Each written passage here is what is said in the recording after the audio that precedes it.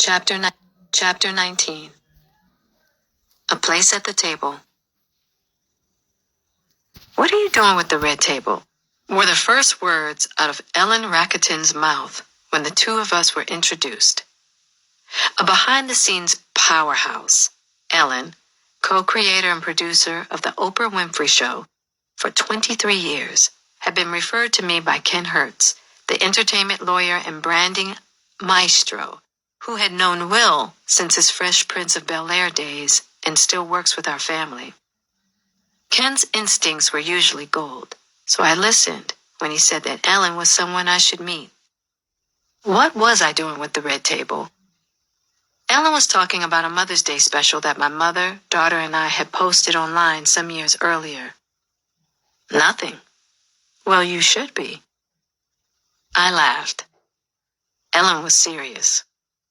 Striking with her long golden waves of hair, she had a combination of confidence, inquisitiveness, and assertiveness that made me lean in. Red Table Talks' origin story began one day when Willow, then a preteen, said out of nowhere, "I want to know who you are outside of just being my mother." What a beautiful question for a young daughter to ask her mother. She wanted to know who I was before I became a wife and mother, as in, who were you before you came into all of this? Her question floored me. It struck me how many daughters don't really know who their mother is, and how important it is that they do. "Wow," was my first response. My second was, in order to know my story, you gotta know Gammy's story too. This was going to be a deep conversation, I realized. Why wouldn't we, as mothers, find the time to share our journeys with our daughters? Was it because we judged our stories and couldn't get beyond whatever shame lingered?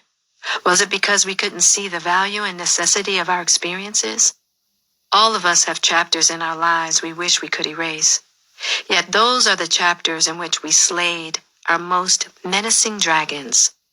Those are the moments that, if they didn't kill us, made us stronger. The key is to set aside our shame and find a safe space where we can talk freely and openly. In the process, through everyday storytelling, our daughters will have a chance to honor and accept our journeys as worthy and embrace whatever strength they find to take on their own journeys. When I told my mother that I wanted to have this conversation, she was fully on board.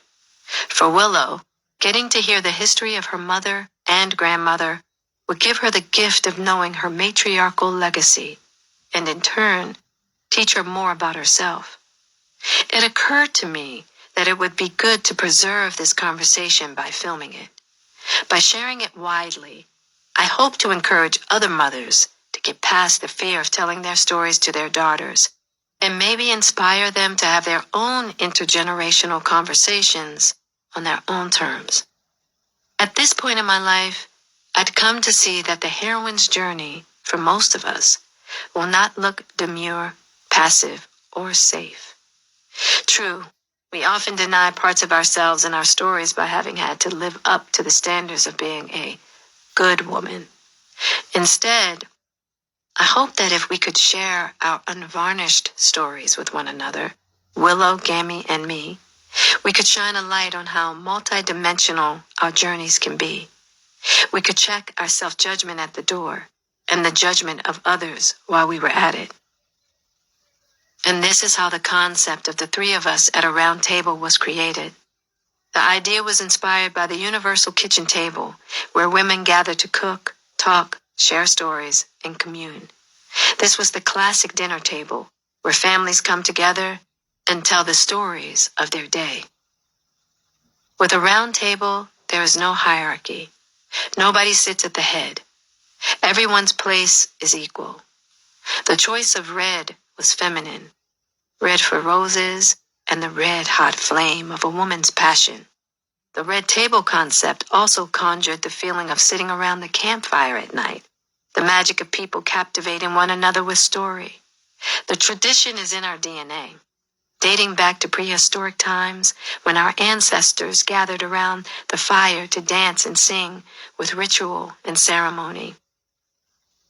The red table, representing fire, safety, and warmth, is also the color of the blood that represents life, connection, and transformation. Through communication, through confession, and through expression, the red table is where we can purify our hearts and our souls and clear up the confusing dynamics within us and between other people.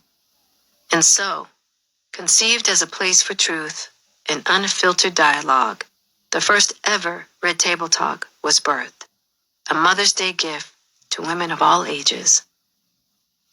Over the years, Cammie and I had never talked at length about her story before becoming my mother, her own traumas of being a teenage mom, or the details of her addiction and recovery.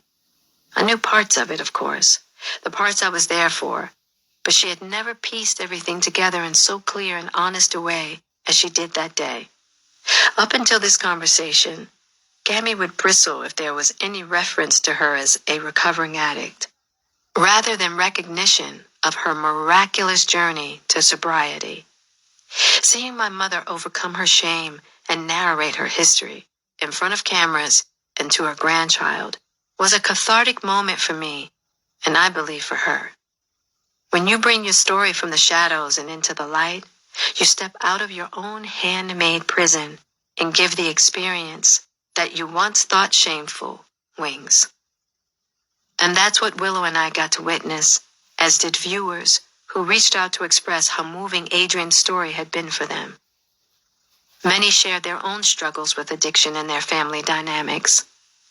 Willow was amazing. On her own, 12 years old, she came to the red table prepared with in-depth questions she had written down in advance. Willow was enthralled with our stories and listened with enthusiastic curiosity and great empathy. The husband and wife production team who helped turn my vision into reality was Mike and Moni Vargas. Their creativity and dedication made the results more than I could have asked for. The effort was meant to be a one-off, although after it streamed, we received offers to create a show around the concept. But Willow was still so young, and I just didn't think it was time. Besides, I felt we had accomplished our initial goal. And that was that, or so I thought. 5 years later, when Ellen Racketon told me I should be doing something with the red table, the timing was different. Willow was turning 18, and I was seeking my next step. Ellen was also persuasive. You know, I believe that this concept, 3 women from the same family, 3 generations, sitting at a table and talking about important subjects, is a really powerful idea for a show. There was just something magical in the way she presented this to me. I opened my mind to what might happen. From there, we all went to work, and Red Table Talk was reimagined as a non-traditional talk show with topics explored from our different, unfiltered perspectives. True to its origin story, the show was shot in a warmly lit room in our home, and we kept it real and welcoming with the intimacy of a family gathering. Within a month, and after receiving offers from numerous outlets, we decided to go with Facebook. I felt that Mina Lefevre, head of Facebook Watch, got the show right away and was open to giving us, Ellen, Miguel Melendez, and me, free creative range. Miguel and I had produced Queen Latifah's talk show and knew how important and rare this kind of freedom was. What's more, it was the most lucrative deal offered that also let us retain ownership of the brand. Once I'd talked to Sheryl Sandberg, COO of Facebook at the time, and an immediate champion of the show, I knew we would be in good hands. They ordered 13 episodes, and we went to work. This started off as a passion project, and for the first season, I assumed it would remain that way. In all my imaginings for my future, becoming the host of a talk show had never been on my radar, nor for Cammie and Willow. They were thrilled, and we loved doing it.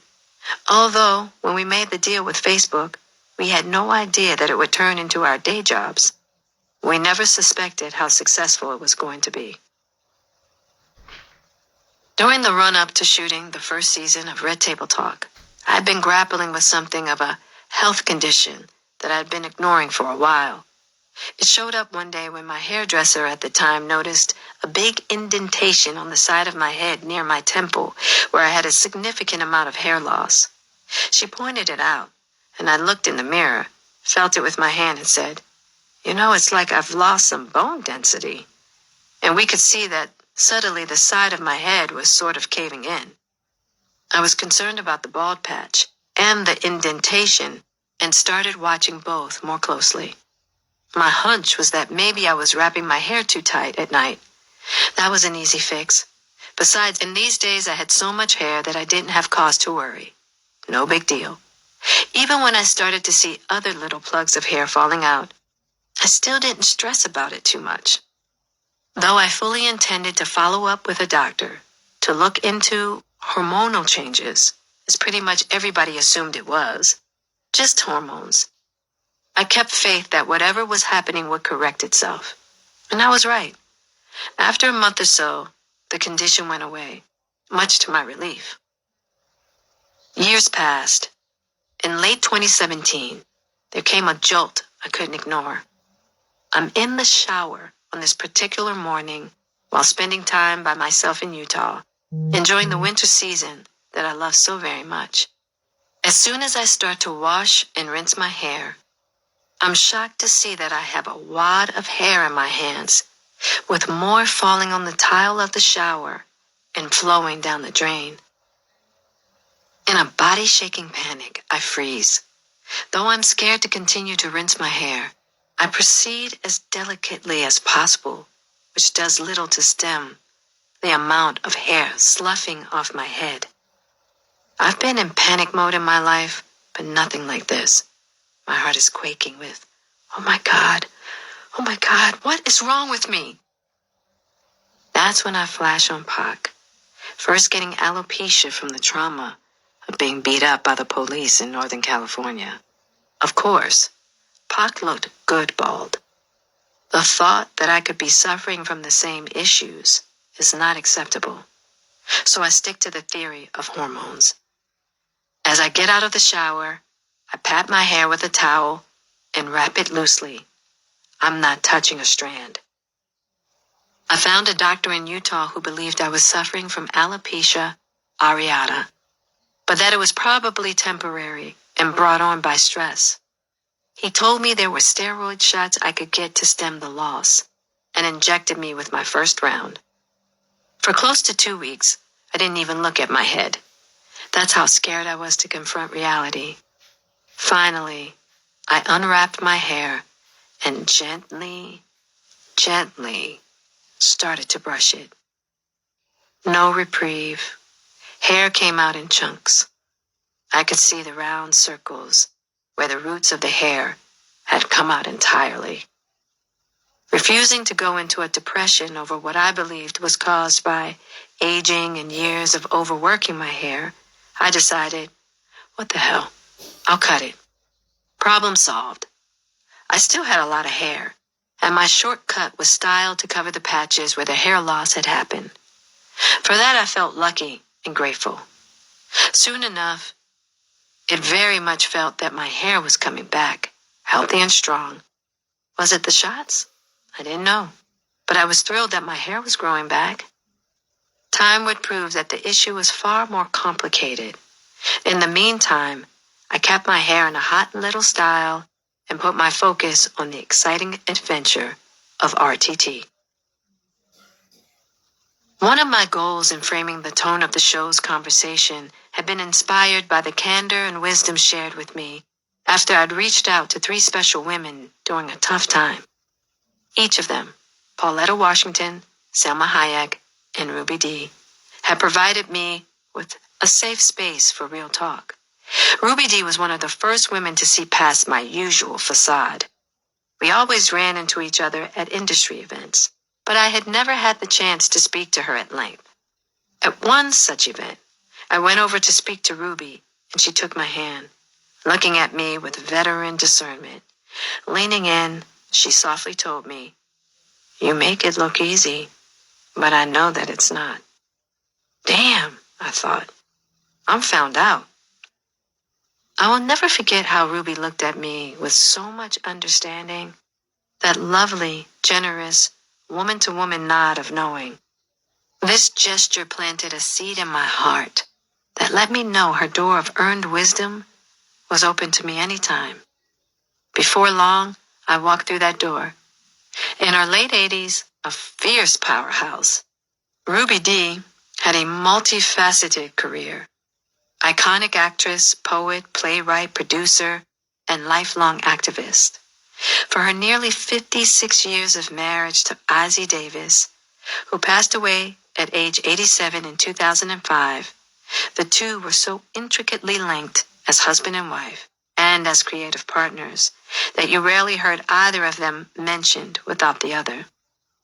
What I took from Ruby was an assurance that marriage was hard and not a linear journey. Marriage has multiple ups and downs and stops and starts and changes through the seasons. Sitting from where I was at the time, I had to ask, do you have any regrets? If you could go back and do it differently, would you? Ruby said something profound. One of my biggest regrets is that I wish I had laughed with him more. Once Ozzie was on his deathbed, none of the contentious, painful times they'd been through mattered anymore. All that mattered was how profoundly, passionately, and fully they had loved each other through everything. Her cautionary advice was simple. Just keep that in mind. Laugh now, because you're gonna laugh later. In other words, all the troubles that are making you cry now, with wisdom and time, will make you laugh in days to come.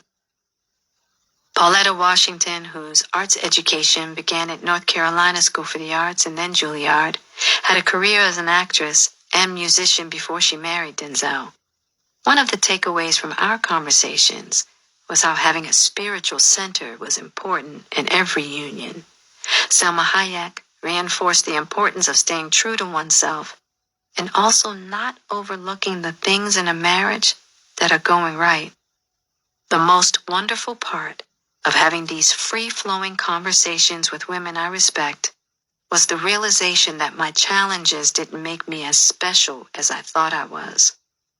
My conversations with these three also made me wonder, why don't women open up and share our experiences and wisdom with one another more often and in a deep way? That's what I wanted for Red Table Talk. The gift of RTT was that for the first 2 seasons, it wasn't a job as much as a continuation of the meaningful, healing, entertaining exchanges I'd begun to have with my mother and my daughter and my close female friends before there was a table and a camera. What a joy getting to go to the table with my mother and daughter. Naturally inquisitive, I found that getting to be part of unfiltered conversations put me in my happy place. Gammy offers strong opinions along with well-earned wisdom, while Willow has superpowers of empathy and vulnerability combined with fierce intelligence that draw in all age groups. The three of us bring our different strengths and points of view to the table. Our guests from the start came from a wide range of backgrounds and ages and were both women and men. Experts, authors, friends, folks with unforgettable stories, celebrities who needed a safe space to let down their guard. Many of our guests would say that being at the table led to a catharsis. More than a few quipped afterward, "This is better than therapy." RTT became a forum for us to meet our audience members where they were in their lives, and they could meet us and our guests where we were. The connection was powerful. Our engagement through comments and our viral sharing of episodes told us that our subject matter resonated in so many demographics around the world. After 2 seasons, viewership had risen to an accumulated 265 million. Red Table communities began to sprout all over Facebook. RTT, as a brand, blossomed into a lucrative asset for our new producing company, Westbrook. Co-founded by Will and me, along with Kosaku Yara and Miguel Melendez, with our last 3-year deal closing at close to $100 million. One of the hardest lessons for me as I moved into my late 40s was overcoming my fear of being vulnerable in public. When you are playing a role in a story that's not your own, it's easier to open up in order to bring that character to life. But when it's your story and you aren't playing a role, it's not so simple. Gammy, Willow, and I could bring insights to the table that often reflected each generation. My mother was a classic baby boomer who had clear ideas about what was wrong and what was right. Willow, a Gen Zer, was all about challenging and questioning that which was supposedly right or wrong. As a Gen Xer, I sat in the middle and enjoyed the interplay. The topics we tackled never followed a formula. Most of the time, and I give so much credit to Ellen and our team for this, we approached sensitive subject matter that was considered taboo, but was very much in the public mind. We hosted parents who had lost their beloved sons or daughters to suicide, police violence, sexual assault, or domestic abuse. We delved into topics like the rise of white supremacy and hate in America, how families can do more to support their LGBTQIA+ family members, what polyamory is all about, and why it's more common than you know, women in porn, the mental health epidemic happening around the world, and narcissism and its varieties, just to name a few. We welcomed all topics and all people. In the early days of RTT, the programming flowed from our personal interests, mainly what Gammy, Willow, and I were thinking about or were going through. At the end of 2019, a lot was going on with me, though I wasn't yet sure how to talk about it. Here I was in a state that I'd never imagined for myself, married but not, and alone. At this point, my intense focus was on my inner life after I'd taken a vow of celibacy as a more conscious approach to my spiritual work. In addition to plant medicine, I was in therapy and working at detaching from the life I'd known before, which became increasingly difficult when the COVID-19 pandemic hit. Up until this time, Will had been working and away for the most part. But when the shutdown happened, we were under the same roof and together for an extended length of time, which hadn't happened in a while. We both thought it was important to create a sense of security by hunkering down at the house, which became a pod for our extended family and friends during this uncertain time. In early 2020, while most of the industry had closed down, RTT was able to be mostly self-contained as a production because we shot the show at our house and we were able to bring in experts and guests via video technology. Our first show during this season, Managing Our Anxiety and Fear During COVID-19, included Jay Shetty, a former monk turned successful life coach, author and podcaster, and Dr. Ramani Durvasula, clinical psychologist, author, professor, and podcaster of Navigating Narcissism. We didn't want to ignore the elephant in the living room. That was the isolation of being in quarantine during a worldwide pandemic. So we met it head on with topics that included what COVID actually is, how it spread, and how to prevent getting sick. We also addressed ways to cope with addiction while in isolation, how to handle relationships, and differences in views about the pandemic itself. We tried to infuse some humor into what we filmed during that time. We called one episode A Girls Trip Coronavirus Quarantine Reunion, which is just what it was, a reunion with my castmates, Tiffany Haddish, Queen Latifah, and Regina Hall from Girls Trip, a movie we'd made 4 years earlier, held on Zoom. It was hilarious and inappropriate, as only the four of us can be when we're together. We started laughing about, what else? Hair. Latifah was complaining about having to press her own hair. Tiff was showing off her quarantine weave, while Regina proudly shared her simple do. I tried to change the subject, shrugging and pointing to the ball cap I'd put on, saying it was better than the scarf I'd been wearing. Regina reminded us of how envious she was of my hair and my edges. Not anymore, I came back, faster and louder than I'd intended. Nobody seemed to have heard me, thank goodness. Right before lockdown, my hair had started to fall out again. I resumed the steroid shots. The prognosis? Considering that alopecia is an autoimmune condition and every case is different, was hard to determine. My hair loss could go on for a short time, a long time, or the rest of my life.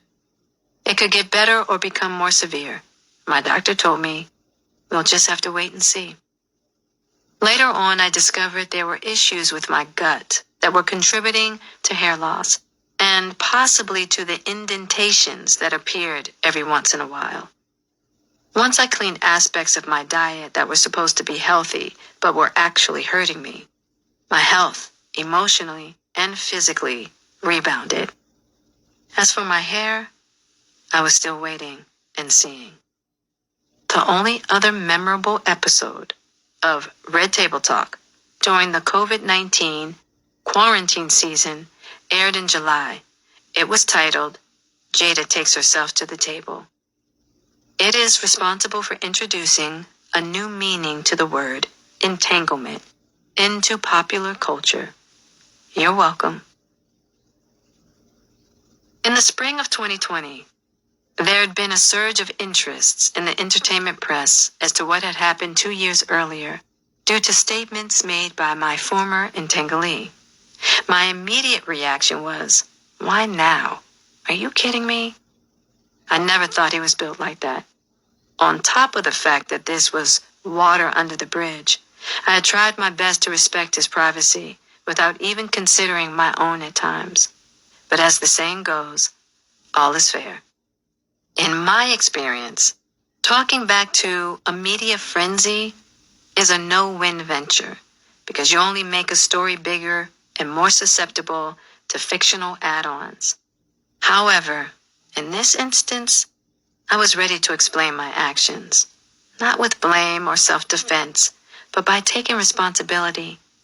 With all the work I'd been doing on myself, that's what felt most important. I was not willing to allow someone else's narrative to put a shroud of shame on me.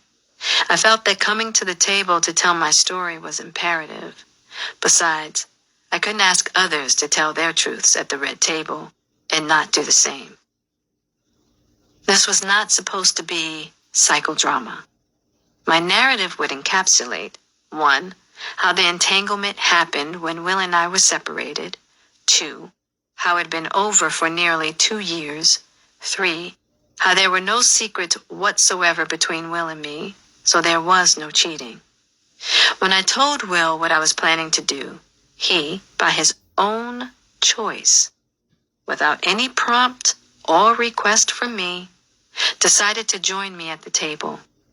Frankly, I was surprised, pleasantly so, considering we weren't together and given where we were sitting in our relationship at the time. That was unexpected. But he suggested that he did not want me to go to the table alone. That seemed to me to be a powerful offering, in line with our intention to be more of a united front. In our life partnership, spiritual partnership, we don't know what the hell this is yet partnership, we weren't quite fully united, but we were working on it. The not quite there yet part became glaringly apparent when we sat for that conversation and the camera started rolling. Beforehand, Ellen had done what she usually did, and that was to pre-interview guests. Will and I were in agreement that we would come to the table to talk about what our journey had been. We were going to honor our life partnership, yet speak openly and honestly about how that partnership had changed and how we were still figuring it out. We wanted to say that divorce wasn't an option and that family would remain our top priority. The timing for our shoot wasn't optimal. It was late. Will had just returned from a trip, and we were going to leave for a family event the next day. On top of that, our set had been taken down for the season, so we had to reset cameras and lighting, which took much longer than planned. Once the conversation finally started, now very late at night, we began with ease. But midway through the table talk, I could feel the conversation beginning to turn. Although at this point Will had been free as a bird for the last 4 years, living his life on his own terms, he seemed to convey that he had been done wrong. At my reference to having had an entanglement, he sternly reframed it with a laugh as a relationship. This came across as if this had all been a secret to him, when that wasn't true, and that he had somehow found out about my relationship as if I had not told him about it. Here's where I should have stopped the conversation, but instead, my habit of self-betrayal overwhelmed me, and I swallowed my own voice. After a few more failed attempts at regaining the narrative, I resigned and abandoned the purpose of why I had come to the table in the first place, to tell my truth and to show how we were in partnership in working through being separated but not divorced. Of course, I did what I was trying never to do again. That is, fall right into my martyrdom bag. It was clear that Will and I were no longer in alignment, that the train had gone off the track. Because I didn't want to oppose Will publicly, in my codependent way, I took the blame and played the pleasing and appeasing role I knew so well.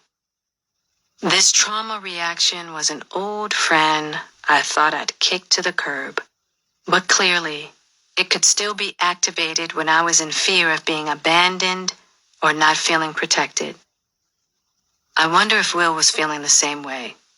It was hard to tell, with him sitting there with his tired, watery, weepy eyes. To be fair, Will's eyes water all the time, and it was very late. Child, unhealed trauma will do you dirty, every time. Despite how its remedies and responses wear the guise of being appropriate, caring, loving, familiar, and safe. You would have thought after all the intense work I'd been doing on myself, through therapy and spiritual focus, that a car crash of this nature would be avoidable. But another aspect of my lack of self-worth revealed itself that day. No matter what, I was not going to throw anybody under the red table but myself, even if it meant wearing the scarlet letter. And then there was my street code that came into play. This was my mess, so it was my bid to serve. To do anything other than taking the blame felt equivalent to going to Miami, getting 10 keys of cocaine, and driving back across the Maryland state line, then getting caught, only to snitch on my homie in Miami to soften my consequences. That was not an option. So I decided to do my time. Will jokingly referred to himself as the man who stood by his woman on the steps of the courthouse after she was tarnished by her transgressions. I understood that the situation was humiliating for him, and that was never my intention. Will managed to inject humor into the conversation, enough so that by the end, we could fist bump to our slogan of, "We ride together, we die together. Bad marriage for life." It said so much when at the very end, Will got in a final stinger, laughing but truly serious. He proclaimed that we were okay, but with the caveat, "I'ma get you back first." Laughing but serious myself, I interrupted with a rebuttal of, "You gonna get me back?" "I think you've gotten me back. We're good on that." In that moment, at least, my voice returned as I took a more honest stand on my own behalf, knowing all that had transpired between us. When the time came to post the conversation, I could have decided against it. Many implored me not to put it out. Miguel simply said, "You're giving the message that it's all you, and that's not true. You're gonna take a big hit for this. It's my mess, so it's my hit to take." Ellen wasn't as adamant as Miguel, but she suggested that I sit on the video for a bit and maybe return to the table alone as I'd originally intended. I honestly just wanted it over. If that meant taking the hit so we could move on, cool. So I told Ellen, no, I think we should put out what we have. Once everything settled, I had to sit with my feelings of genuine hurt and betrayal. Even if part of that betrayal was on me, it felt unfair. The loneliness that soon set in was excruciating. Would I have chosen otherwise if I had it all to do again? Yes and no. Yes, if I could have revisited it, I would not have gone to the table so ill-prepared. But no, I learned everything I needed to know about myself and more from going to that table ill-prepared. Being as hard-headed as I can be, I know that without the experience, there were things I would not have seen about myself or others that the red table revealed. Besides, I met a fierce warrior within myself during this time. She had been in hiding, but now she was willing to go into the arena and battle shame. And for that, it was all worth it. A part of me was willing to be torched by public opinion as a path to discovering my authentic value and the embers of what remained. If I could survive telling the truth while also taking the brunt of a lie, I could finally let go of all the pictures that I thought defined my worth. I knew, as painful as the journey would be, this was my opportunity to let go of self-judgment, without which other people's judgment has no power. With this, I would truly be free. I was torching the handmade gilded cage in front of the world, once and for all. When I look back at all of this, I have to laugh. One thing is for sure, neither Will nor I, in all our splendid dysfunction, was at all equipped for that conversation at that time. We were a classic comedic mess. In the aftermath, everything felt like it was the end of the world. But as Ruby Dee said, laugh now because you are going to laugh later. Thank God that's true. Oh, and I had to laugh after a prophetic dream I had in this time period. In it, I was attending a function, and no one would speak to me. I would walk up to people I knew, and they'd act like I was a stranger. In the dream, I called Will and said, "Why did you do that to me? Why would you ever do that to me?" While I continued to rant, Will waited patiently and finally replied, "The bigger question is, why would you do that to yourself? It's your show. You didn't have to put it out." What did he say? All of a sudden, my arms bulged into huge muscles, and my entire body burst into the form of a grotesque werewolf, and I snatched Will by the top of his head through the phone receiver and delivered us both into a setting of a dark forest under a full moon. As a gray, grotesque werewolf, I stood over him at 10 feet tall, panting and salivating, staring him down. He started to speak, and within seconds, my claws ripped him to shreds. And then I devoured him.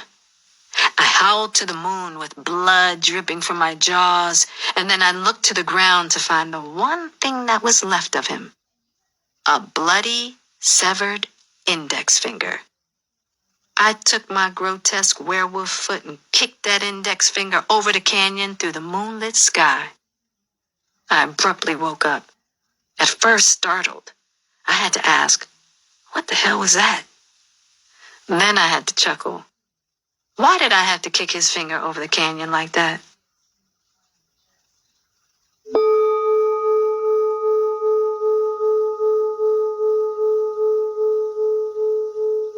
A lot of boundaries that we are missing are the boundaries that we need with ourselves around how we operate in our relationships with other people and how we operate in relationships with ourselves. Nedra Glover Tawwab. Set boundaries, find peace. To a wounded spirit, healthy boundaries can feel like a violation of intimacy and loyalty. Healthy boundaries can feel more like an inconvenience than a necessity and can trigger fears that we will not be loved if we draw healthy lines. Creating boundaries within family and intimate dynamics can be the toughest. These unhealthy principles have played a part in how so many of us have allowed ourselves to be removed from tables, even ones we've created, because we are so unconscious and unskilled at how to set healthy boundaries for ourselves. When we have not mustered enough self-worth, we can forsake the rights and freedoms that are at our fingertips. Healthy boundaries are not only an expression of how we love ourselves, they also teach people how to love us in a healthy fashion. Believe it or not, when we are able to draw loving boundaries, that is a show of love to the person we are interacting with as well. Can you think of a time when you gave up your own place at your table? Were you able to reclaim your place? If so, how? If you weren't, why not give it a try now?